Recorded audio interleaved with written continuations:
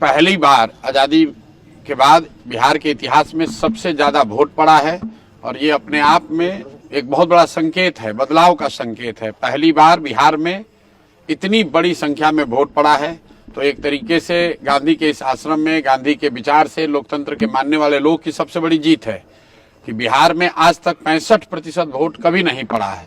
तो हम लोगों का ऐसा मानना है कि ये 65% वोट बिहार में बदलाव का वोट है। 14 तारीख से बिहार में एक नई व्यवस्था बनाने के लिए वोट है।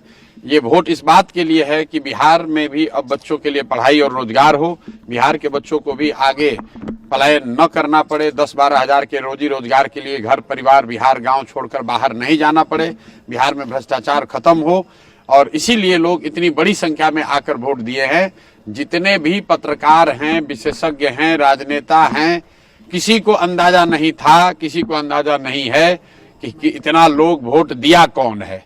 और जो लोग ये दावा कर रहे हैं कि वोट किसको पड़ा है, उसको जब ये ही नहीं पता है कि वोट पड़ा कितना है, उस दिन 3 बजे तक 4 बजे तक जब तक इलेक्शन कमीशन ने डेटा नहीं जारी किया है, चुनाव के प्रतिशत के आंकड़े जारी नहीं किए, तब तक लोगों को ये भी नहीं पता था कि वोट कितना पड़ रहा है। लेकिन लोग टीवी पर, यूट्यूब पर आकर बड़े बड़े बयान दे रहे हैं कि वोट किसको पड़ रहा है।